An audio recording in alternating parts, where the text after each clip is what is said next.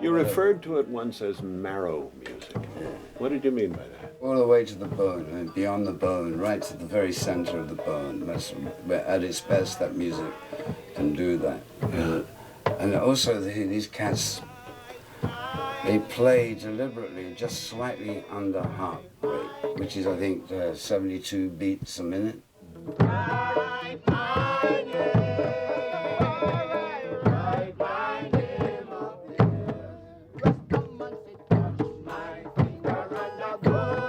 There was a certain gut reaction to what they were playing, in the same way that I had a gut reaction to what Muddy Waters was playing. In that terms, in those respects, absolutely, yeah. I just felt something vital, real, and untampered with, you know, by outside influences. You know. And I felt that very much similar. I thought, hey, this is a new blues or an old blues, different way, a different blues, you know, and expressed in a different way, but it hit me the same way. And that's when I started to hook up with the Angels as they became known slowly. Then, I mean, they were just guys, you know, they happened to be Rastafarians. But what I really liked about the whole thing, that these were guys, you don't get it anymore, and with them pretty much gone, I'm sure there are places scattered over the earth where people still live like this, but what intrigued me was these guys would come down to fish for the day, do a bit of diving, a bit of wheeling and dealing, whatever. And then in the evening, they'd go back to their village and sit around, smoke and play drums and chant. And no external influences and no big ideas about doing this, just what they did. And I thought that was, well, you know, not bad. And not a bad way of life. And as I listened more and more to what they were playing, you know, somehow it's got to be captured in this way before it goes, because inevitably it will, and there it has, basically. Come in, my little one, come in, my pretty one, come into my mother's house. Yes, house it is built on love. My father's house, it is built on love. And at what point did they start coming to your home and you started recording those sessions? Well, it wasn't very long, actually. The day of honor was when they actually brought the drums down from the village and put them in my house. They'd never left the village before, these drums, you know. I mean, it was, so to bring them down, it was like also like an honor, you know. Like a gift, you know, from Jah, you know. When did the idea for the first album come to you? As I said, nothing was planned. I used to record what we get together 3 or 4 nights a week. I used to record it just on a cassette player. It was in 95, 96 that we were playing away up in my house. You know, we were all having the usual fun.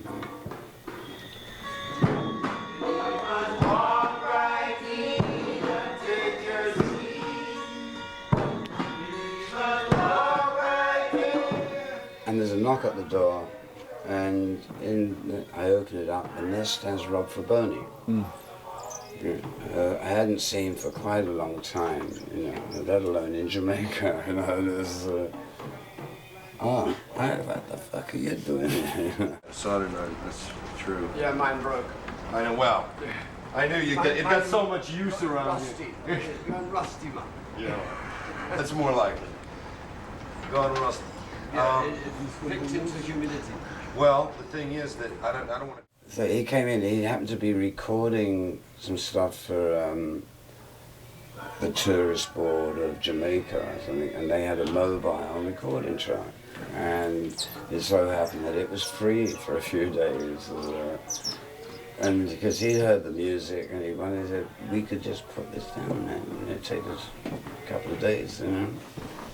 So, I mean, that's the way it came about, out of weird coincidences, you know, providence, however you want to look at it.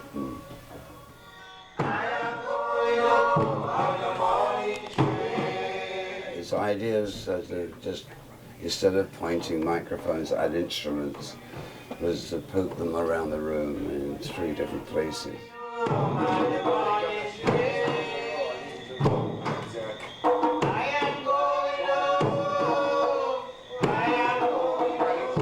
And it worked. You know, I mean, it was amazing to the time, because I mean, so you couldn't do a lot of mixing, but what you did get was actually what was happening in the room. Yeah. You know, and there was no. You couldn't get artsy with the track or anything. It is what it is, and suddenly I realized that was the way I wanted to record this band.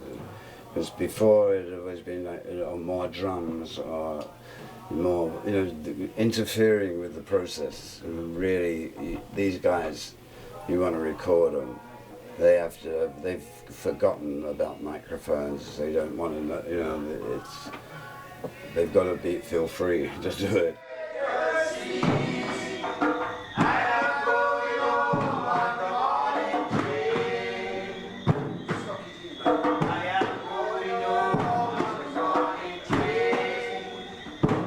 It's just people utilizing their own talents for no particular gain.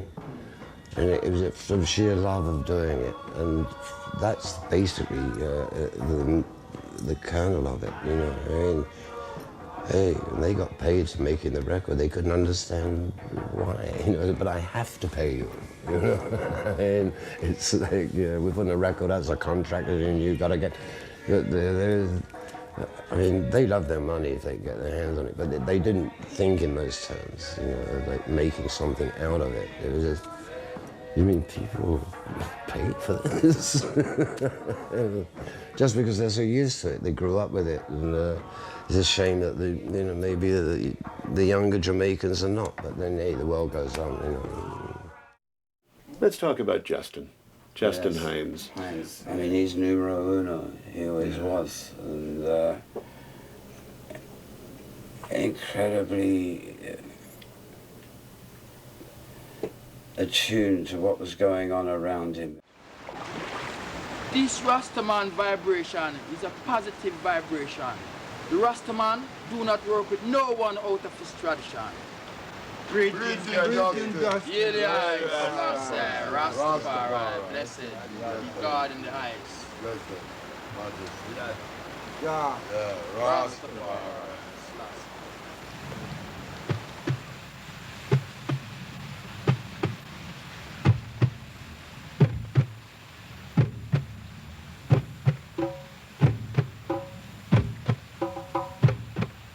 Rastaman fly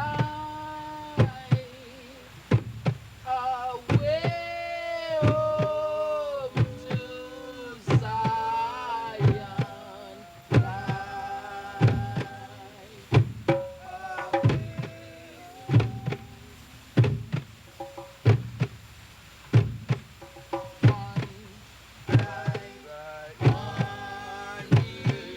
What was it about Justin that made him different from all the other people you encountered?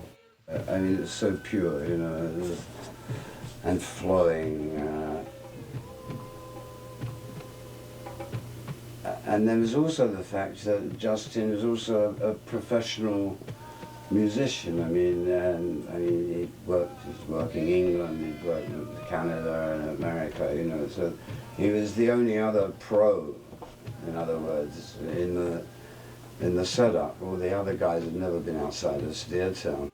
Justin is something that, when you think of him, when he comes to mind, or you hear his voice, you get a nice warm glow. You know, you say, oh, you don't even feel sad that he's gone, you know. It's like beyond that. It's, he lives.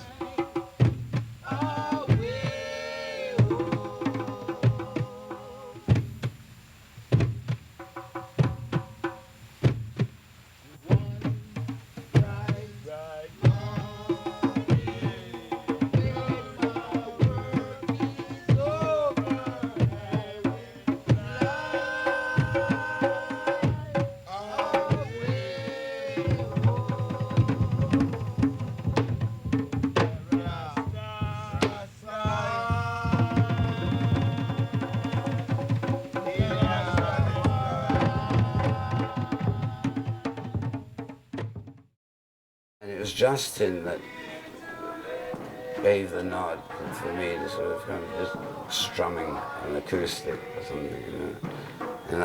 And because he said it was okay, the rest of them had to accept it.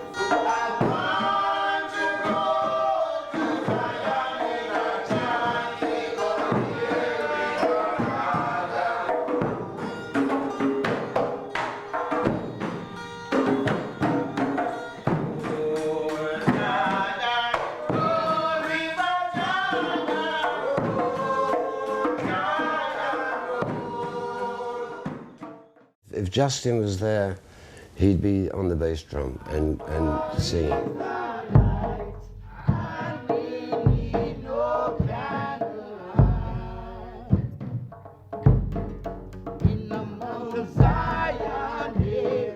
On top of that, man, he had the best threads. He was an incredible dresser. I don't know, he had the tailors working, and we were both the same size, so it was like, you know, it was, hey, Justin, like that jacket, man. Oh, no, you don't. I said, if you really loved it, you wouldn't have worn it up in front of me, you know, because you know that I'm gonna take it. Oh, what a joy and a comfort to live. What are your favorite songs by him? Best song that I know that he wrote is "Oh, What a Joy and a Comfort," and that's Justin. That really expresses the man himself. You know, he's a diamond. Bridging the time is nearer time. It's one of the first things I ever played on in you know, around '72 when we all started playing together. And that song just kept cropping up. And so I'd had lots of practice, you know, over the years of saying, oh, it would be nice to play that there. It's just a coming together between Justin and myself. To live and this life like one.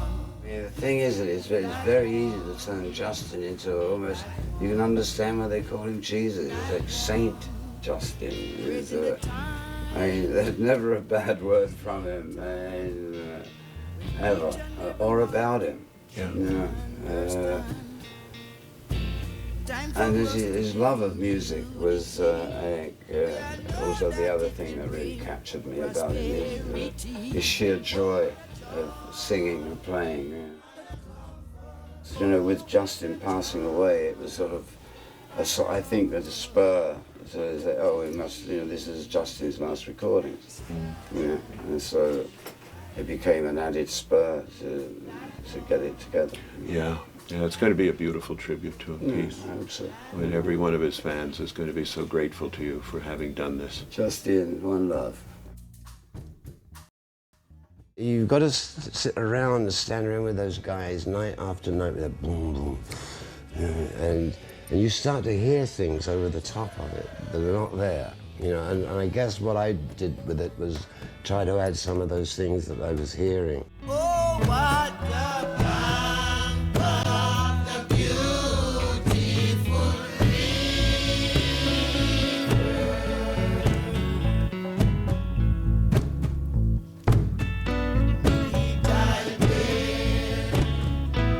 My big fear when I brought it back to the Angels was how they would react to it. You know, oh, you swamped us. And Justin was the one to really listen to it all, and then he looked at me, it was great behind. How you have made magic out of us. I said, you're the magic, you know. So but there was a mutual appreciation society there.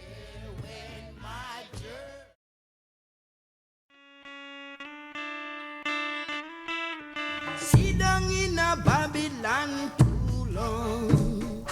Come down, wicked man, come down. Come down, wicked man, come down. Come down, wicked man, come down. You stand up in a Babylon too long. Come down, wicked man, come down.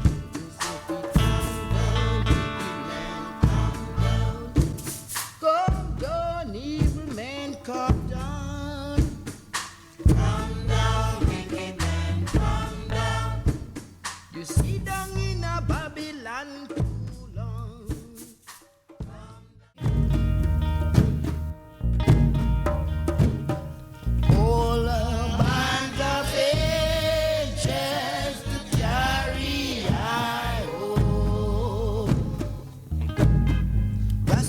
man a marching to Zion with a whole bands of all the bands of angels to carry I home.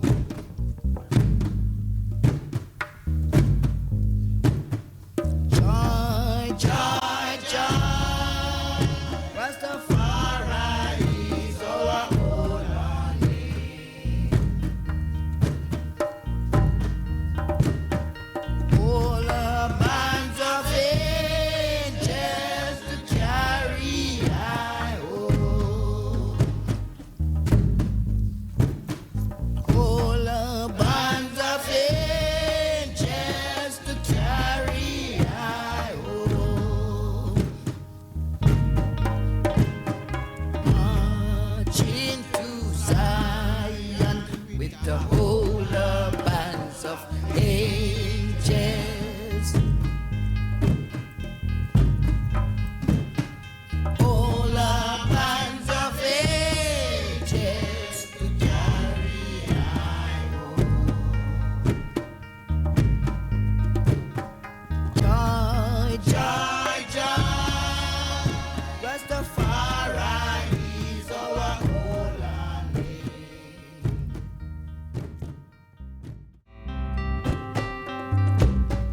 Yes, King Alpha is our light, and we need no candlelight. In the Mount Zion there is no dark there. No dark in a Zion, there is no dark there. Hallelujah, there is no dark there. Yes, King Alpha is our light, and we need no candlelight.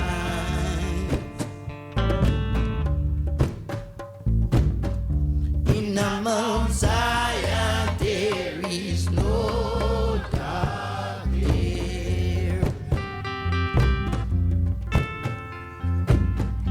In the Mount Zion there is no dark there. In the Mount Zion there is no dark there. Jah.